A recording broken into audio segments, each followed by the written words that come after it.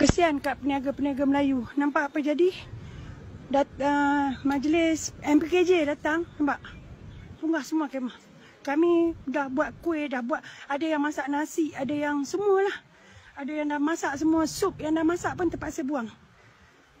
Nampak apa jadi hari ni kat kami? Kesian peniaga-peniaga Melayu. Betul, saya duk tengok selama ni tempat lain. Saya ingat benda tu mungkin tak ada lesen. Sedangkan kita orang dah bayar, MPKJ dah bayar, semua dah bayar. Tapi kita tetap kena halau. Kesian orang peniaga. Semua dah siap, nampak? Semua kemah dibuang. Saya pun tak tahu apa masalah orang-orang atas sekarang.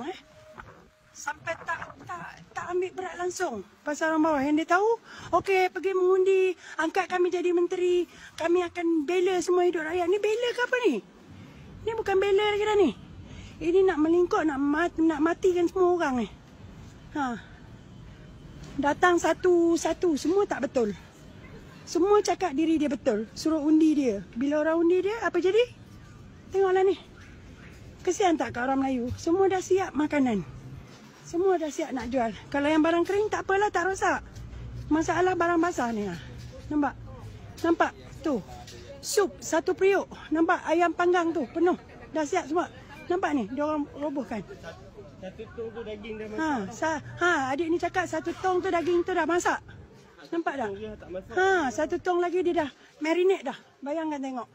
Kesian kat orang Melayu. Saya cuma selama ni saya duk tengok dalam TikTok. Okey, saya ingat macam tak ada apalah. Yang diroboh sana, diroboh sini. Last tengok. Tengok. Semua dah. Ini belum datang lagi ni. Dia pun belum tahu lagi apa jadi ni. Nampak? Nampak ni adik-adik ni. Semua dah masak, diorang cakap. Saya pun tak tahu. Apa alasan orang atasan buat macam ni dekat orang Melayu? Apa masalah? Tolong bagi tahu. Kita ni orang Melayu ni penduduk asli kot. Tanah Melayu. Saya pun tak faham lah. Macam ni punya undang-undang. Duit dah bayar, cop semua sign. Semua dah dapat. Tengok kesian kat penganjur. Langsung tak tidur daripada malam tadi.